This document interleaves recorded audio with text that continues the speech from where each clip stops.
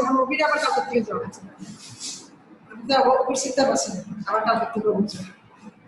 এখন কি আমি আমার এগুলোটা লিখতে পারবো? তুমি তো আইসার থেকে এক্সপার্ট।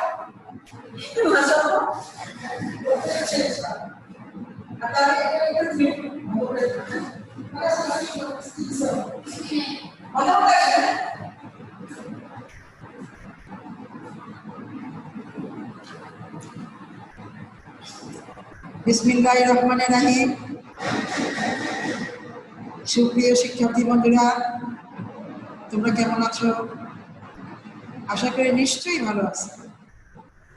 স্বাস্থ্যবিধি মেনে চলছ, বাসায় অবস্থান করছো এবং বাবা মা কথা শুনছ, নিয়মিত লেখাপড়া করছো।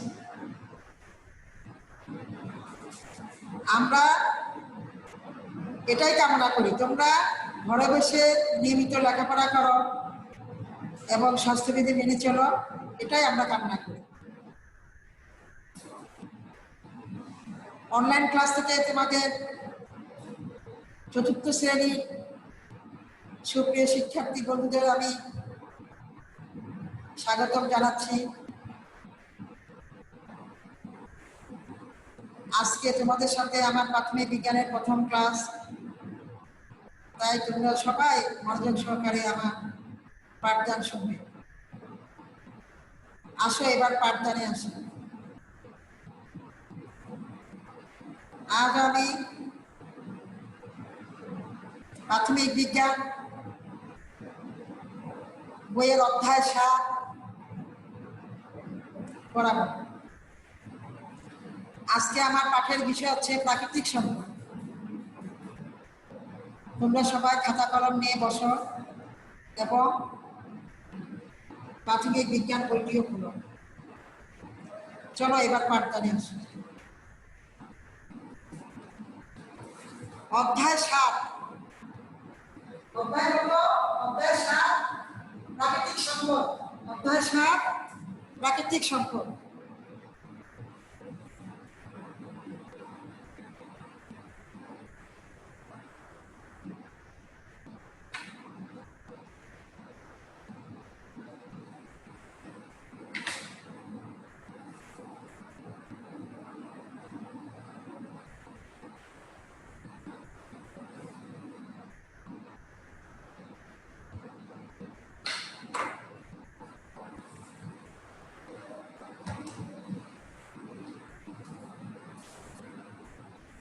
প্রাকৃতিক সম্পদ বলতে আমরা কি বুঝি?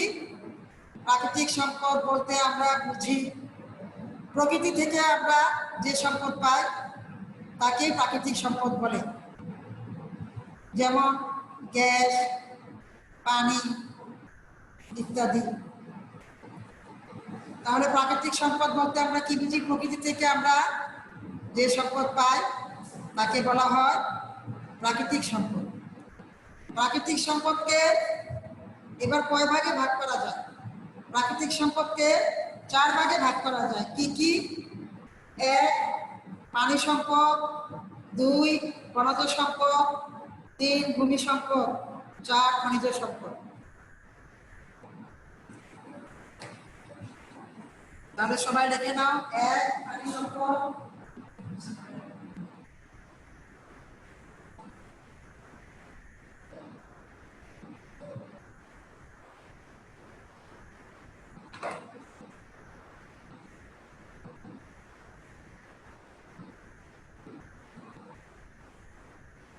প্রাকৃতিক সম্পদকে কয় ভাগে ভাগ করা যায়? প্রাকৃতিক সম্পদকে 4 ভাগে ভাগ করা যায়। কি কি? সেগুলি হচ্ছে 1 পানি সম্পদ,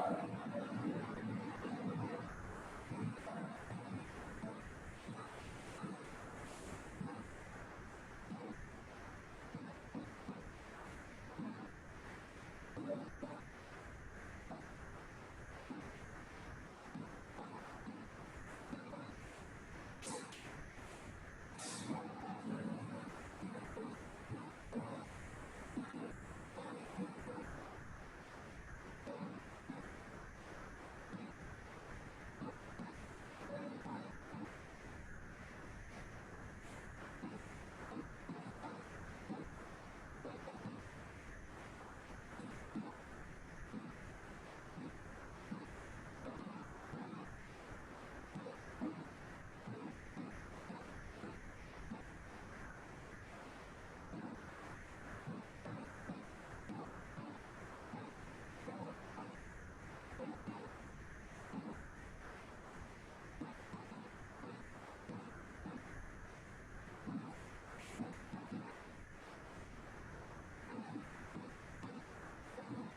প্রিয় শিক্ষার্থী বন্ধুরা, দেখো প্রাকৃতিক সম্পদকে কয় ভাগে ভাগ করা যায়? প্রাকৃতিক সম্পদকে 4 ভাগে ভাগ করা যায়। সেগুলো হচ্ছে, দেখো, 1 পানি সম্পদ, 2 বনজ সম্পদ, 3 ভূমি সম্পদ, 4 খনিজ সম্পদ। এই সম্পদগুলো সম্পর্কে এখন আমি আলোচনা করব।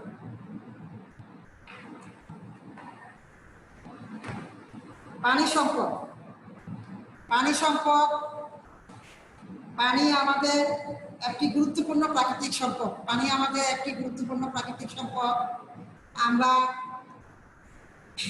পুকুর, নদী, সাগর ইত্যাদি থেকে পানি পেয়ে থাকি। পানি আমাদের একটি অত্যন্ত গুরুত্বপূর্ণ প্রাকৃতিক সম্পদ। আমরা পুকুর, সাগর, নদী ইত্যাদি থেকে পানি পেয়ে থাকি। আমাদের দৈনন্দিন জীবনে পানি একান্ত প্রয়োজন। পানি ছাড়া আমরা এক মুহূর্ত বাঁচতে পারি না। আমাদের ধোয়া মোছার জন্য, গোসল করানোর জন্য, তারপরে কাপড় চোপড় পরিষ্কার পরিচ্ছন্ন করার জন্য, তারপরে তোমরা দৈনন্দিন প্রতিটি ক্ষেত্রে পানি ব্যবহার করে থাকো, তাই না? তাহলে গরু ছাগল গোসল করানোর জন্য আমরা পানি ব্যবহার করি, থালা বাটি ধোয়ার জন্য আমরা পানি ব্যবহার করি, তারপরে কাপড় চোপড় ধোয়ার জন্য আমরা পানি ব্যবহার করি। তাহলে পানি আমাদের জীবনে অত্যন্ত প্রয়োজন। তাহলে পানি সম্পদ আমাদের অত্যন্ত গুরুত্বপূর্ণ সম্পদ। পুকুর, নদী, সাগর ইত্যাদি থেকে আমরা পানি পেয়ে থাকি। তারপরে দেখো বনজ সম্পদ।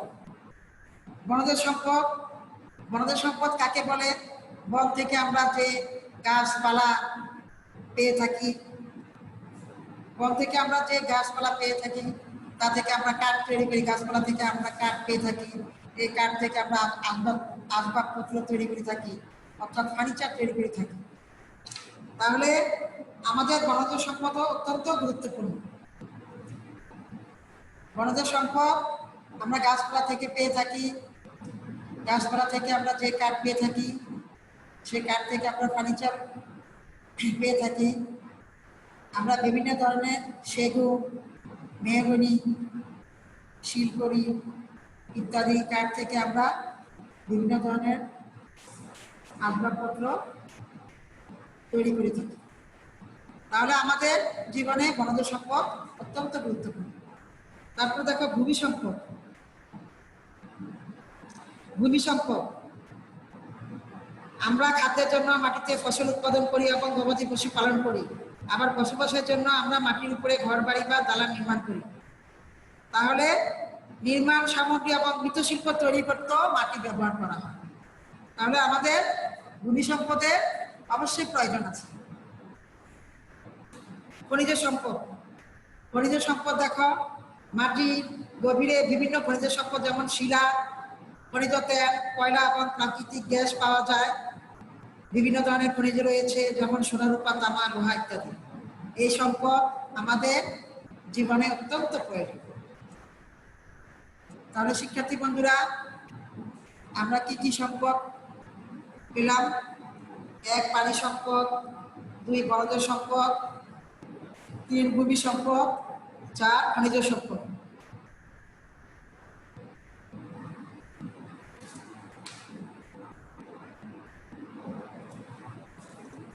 তাহলে আমরা কি কি শিখলাম? প্রাকৃতিক সম্পদ শিখলাম। প্রাকৃতিক সম্পদ কাকে বলে? প্রকৃতি থেকে আমরা যে সম্পদ পেয়ে থাকি তাকে প্রাকৃতিক সম্পদ। প্রাকৃতিক সম্পদকে কয় ভাগে ভাগ করা যায়? প্রাকৃতিক সম্পদকে 4 ভাগে ভাগ করা যায়। 1 পানি সম্পদ, 2 বনজ সম্পদ, 3 ভূমি সম্পদ, 4 খনিজ সম্পদ। আচ্ছা, এখন আমি প্রত্যেকটি সম্পদ সম্পর্কে তোমাদের আলোচনা করে ভালো করে বুঝিয়ে দিয়েছি। অর্থাৎ পানি সম্পদ সম্পর্কে, বনজ সম্পদ সম্পর্কে, ভূমি সম্পদ সম্পর্কে এবং খনিজ সম্পদ সম্পর্কে আলোচনা করে বুঝিয়ে দিয়েছি। তারপর এবার করাবো অন্যান্য প্রাকৃতিক সম্পদ। অন্যান্য প্রাকৃতিক সম্পদের মধ্যে রয়েছে সূর্যের আলো এবং বায়ু। অন্যান্য প্রাকৃতিক সম্পদের মধ্যে কি রয়েছে? সূর্যের আলো এবং বায়ু। এগুলি শক্তি উৎপাদনে ব্যবহার করা হয়। কি উৎপাদনে ব্যবহার করা হয়? শক্তি উৎপাদনে ব্যবহার করা হয়। সূর্য থেকে আমরা কি পাই? আলো এবং তাপ পাই। সূর্য থেকে আমরা কি পাই? সূর্য থেকে আমরা আলো এবং তাপ পাই, এবং এই আলো থেকে বিদ্যুৎ উৎপন্ন করা হয়। সূর্য থেকে আমরা কি পাই? সূর্য থেকে আমরা আলো এবং তাপ পাই, এবং এই আলো থেকে বিদ্যুৎ উৎপন্ন করা হয়। আবার বায়ু প্রবাহ থেকে বিদ্যুৎ উৎপন্ন করা হয়। আবার বায়ু প্রবাহ থেকে বিদ্যুৎ উৎপন্ন করা হয়।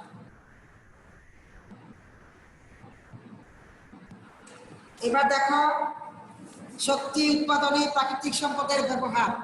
শক্তি উৎপাদনে প্রাকৃতিক সম্পদের ব্যবহার। আমাদের দৈনন্দিন জীবনে প্রয়োজনীয় শক্তি আমরা প্রাকৃতিক সম্পদ থেকে পেয়ে থাকি। আমাদের দৈনন্দিন জীবনে প্রয়োজনীয় শক্তি আমরা প্রাকৃতিক সম্পদ থেকে পেয়ে থাকি। শক্তি হচ্ছে কোনো কিছু করার সামর্থ্য। শক্তি কাকে বলে? শক্তি কোনো কাজ করার সামর্থ্যকে শক্তি বলে। শক্তি কাকে বলে? শক্তি হচ্ছে কোনো কিছু করার সামর্থ্য। শক্তি হচ্ছে কোনো কিছু করার সামর্থ্য। শক্তি কোনো বস্তুকে নাড়াতে পারে, শব্দ সৃষ্টি করতে পারে এবং আলো তাপ উৎপন্ন করতে পারে। শক্তি কি করতে পারে? শক্তি কোনো বস্তুকে নাড়াতে পারে। আমাদের শক্তি আছে দেখে আমরা একটি বস্তুকে নাড়াতে পারি। যেমন যেমন দেখো, আমি এই গাছটাকে এখান থেকে এখানে নাড়াচ্ছি, তাহলে আমার শক্তি আছে, তাই না? তাহলে শক্তি কোনো বস্তুকে এক স্থান থেকে অন্য স্থানে নাড়াতে পারে এবং শব্দ সৃষ্টি করতে পারে, এবং আলো তাপ উৎপন্ন করতে পারে। তাহলে শক্তি কি করতে পারে? কোনো বস্তুকে নাড়াতে পারে, শব্দ সৃষ্টি করতে পারে এবং আলো তাপ উৎপন্ন করতে পারে। তাহলে শিক্ষার্থী বন্ধুরা, আমরা কি শিখলাম? শক্তি উৎপাদনে প্রাকৃতিক সম্পদের ব্যবহার শিখলাম।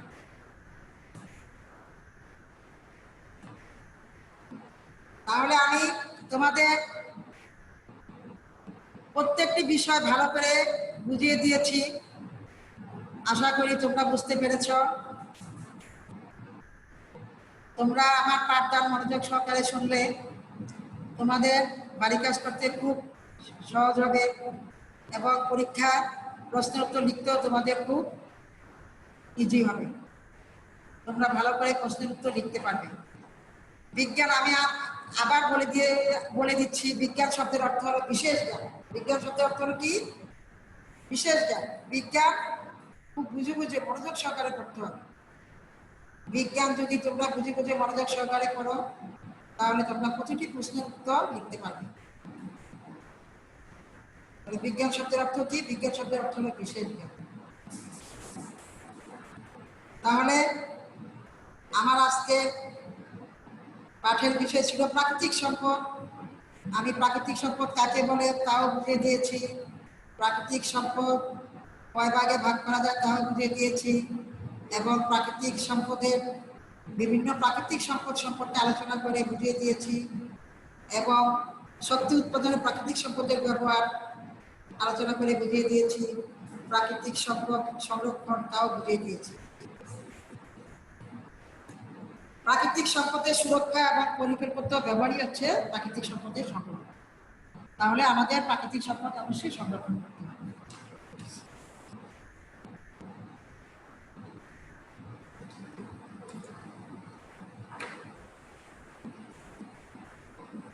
তাহলে প্রাকৃতিক সম্পদকে 4 ভাগে ভাগ করা যায়।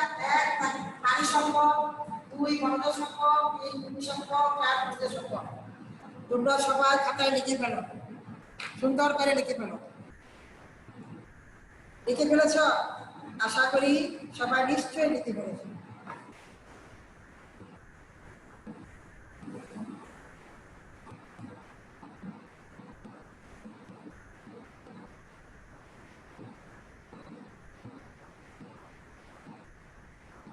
এবার আমি বাড়ি কাজ দিব, তোমরা সবাই বাড়ি কাজ লিখে নাও।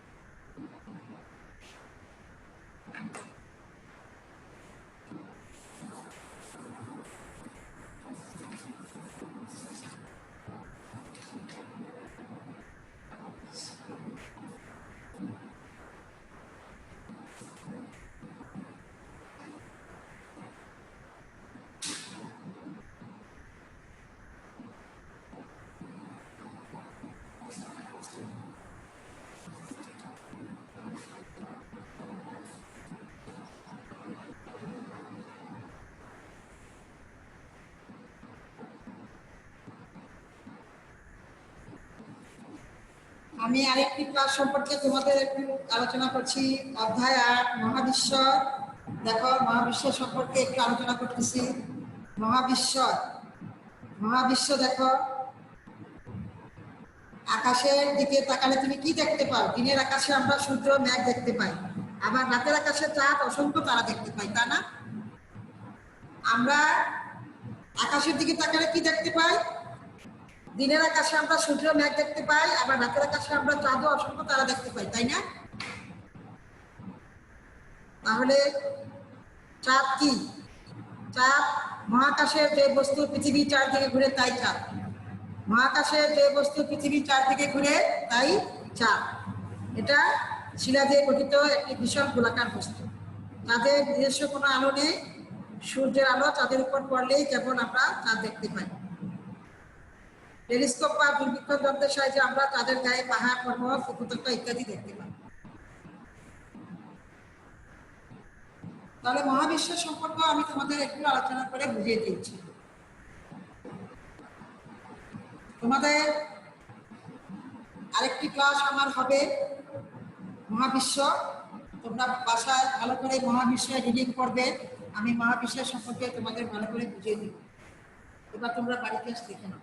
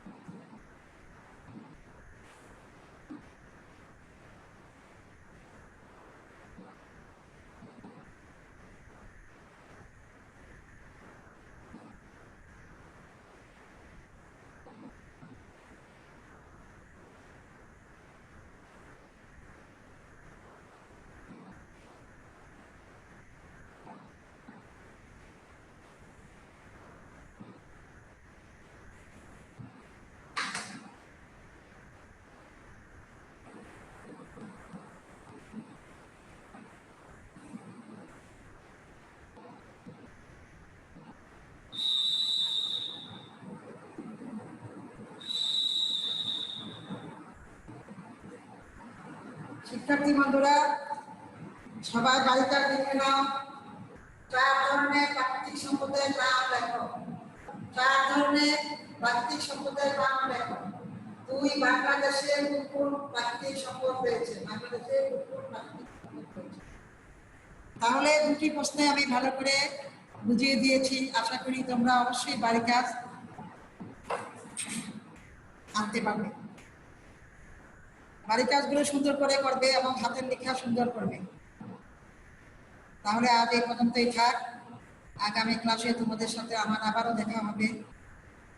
তোমাদের সকলের সুস্বাস্থ্য এবং মঙ্গল কামনা করে আমি আজকের মতো এখানে বিদায় নিচ্ছি। খোদা হাফেজ।